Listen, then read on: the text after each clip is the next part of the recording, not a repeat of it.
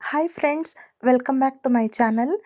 ಒಂದಿಷ್ಟು ಪುಸ್ತಕಗಳನ್ನು ಆರ್ಡ್ರ್ ಮಾಡಿದ್ದೆ, ಬಟ್ ಓದೋಕ್ಕೆ ಸಮಯ ಸಿಕ್ಕಿರಲಿಲ್ಲ. ಇವತ್ತಾದರೂ ಓದೋಣ ಅಂತ ಹೇಳಿ ಓದ್ತಾ ಇದ್ದೆ. ನನಗನ್ಸಿದ್ದೇನು ಅಂದರೆ, ಹುಟ್ಟಿನಿಂದ ಸಾಯುವವರೆಗೂ ಕಲಿಕೆ ನಿರಂತರವಾಗಿರುತ್ತೆ ಅಂತ ಹೇಳೋದು ಇದಕ್ಕೆ ಅಂತ ಅನ್ನಿಸ್ಬಿಡ್ತು. ನಾನು ಯಾವ ಪುಸ್ತಕದ ಬಗ್ಗೆ ಮಾತಾಡ್ತಿದ್ದೀನಪ್ಪ ಅಂದರೆ, ಮಕ್ಕಳ ಹತ್ರ ಮಾತಾಡಿ ಪ್ಲೀಸ್ ಅನ್ನೋ ಪುಸ್ತಕದ ಬಗ್ಗೆ. ನಿಜವಾಗ್ಲೂ ಓದ್ತಾ ಓದ್ತಾ ನಾವಿನ್ನೂ ಎಷ್ಟು ತಿಳ್ಕೋಬೇಕು ಅಂತ ನನಗೆ ಅನ್ನಿಸ್ತು.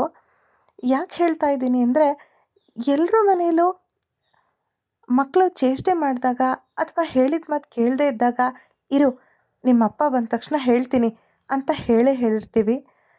ಬಟ್ ಇದೊಂದು ಡೈಲಾಗ್ ಮಕ್ಕಳ ಮೇಲೆ ಎಷ್ಟು ಪರಿಣಾಮ ಬೀರುತ್ತೆ ಅಂತ ನಾವು ಯೋಚನೆನೇ ಮಾಡಿರಲ್ಲ. ನಾವು ಏನಕ್ಕೆ ಅದನ್ನು ಹೇಳಿರ್ತೀವಿ ಅಂದರೆ, ನಮಗೆ ಹೆದರ್ಕೊಳ್ಳಿಲ್ಲ ಅಂದರೂ ಅಟ್ಲೀಸ್ಟ್ ಅವ್ರ ಅಪ್ಪಂಗೆ ಹೆದರ್ತಾನೆ ಅಥವಾ ಹೆದರ್ತಾಳೆ ಅಂತ ನಾವು ಆ ಮಾತನ್ನು ಹೇಳಿರ್ತೀವಿ. ಆದರೆ ಮಕ್ಕಳು ಯಾವ ರೀತಿ ಯೋಚನೆ ಮಾಡ್ತಾರಂತೆ ಅಂದರೆ, ಅಪ್ಪ ಆಫೀಸಿಂದ ಬಂದ ತಕ್ಷಣ ಅಥವಾ ಕೆಲಸ ಮುಗಿಸ್ಕೊಂಡು ಬಂದ ತಕ್ಷಣ ಅಮ್ಮ ನನ್ನ ಮೇಲೆ ಚಾಡಿ ಹೇಳ್ತಾರೆ ಅನ್ನೋ ಮನೋಭಾವ ಮಕ್ಕಳಲ್ಲಿ ಬೆಳೆಯುತ್ತಂತೆ. ನಿಜಕ್ಕೂ ನಮ್ಮ ಪೋಷಕರು ಎಷ್ಟು ತಾಳ್ಮೆಯಿಂದ ನಮಗೆ ಹೇಳ್ಕೊಡ್ತಿದ್ರು.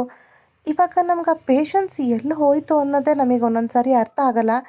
ಮಕ್ಕಳು ಹೋಮ್ವರ್ಕ್ ಬರಿ ಅಂದ ತಕ್ಷಣ, ಅಮ್ಮ ಒಂದು 10 ನಿಮಿಷ ಆಟ ಆಡ್ಕೊಂಬರ್ತೀನಿ, ಇನ್ನೂ ಆಟ ಆಡಲೇ ಇಲ್ಲ ನಾನು ಅಂದ ತಕ್ಷಣ, ಅಯ್ಯೋ ಆವಾಗಲಿಂದ ಆಟ ಆಡ್ತಾನೆ ಇದೆಯಾ, ಇರು ನಿಮ್ಮಪ್ಪ ಬರಲಿ ಇವತ್ತು ಅಂತ ಹೇಳಂಗೆ ಆಗೇ ಆಗುತ್ತೆ. ಬಟ್ ಮಕ್ಕಳಿಗೆ ಅದನ್ನು ಕೇಳಿಸ್ಕೊಂಡ ತಕ್ಷಣ ಅವ್ರು ಯೋಚನೆ ಮಾಡೋ ರೀತಿ ಬೇರೆ ಇರುತ್ತೆ. ನಿಜಕ್ಕೂ ಇದನ್ನೆಲ್ಲ ಅರ್ಥ ಮಾಡ್ಕೊಳ್ಳೋದು ತುಂಬ ಇದೆ ಅಂತ ನನಗೆ ಈ ಪುಸ್ತಕ ಓದಿದ ಮೇಲೆ ಅನ್ನಿಸ್ತು. ಎಲ್ರಿಗೂ ಅವ್ರವ್ರದ್ದೇ ಆದಂತಹ ಟೆನ್ಷನ್ನು, ಸ್ಟ್ರೆಸ್ಸು ಇದ್ದೇ ಇರುತ್ತೆ. ಆದರೂ ಎಲ್ಲರೂ ಮಕ್ಕಳ ಹತ್ರ ಮಾತಾಡೋಣ,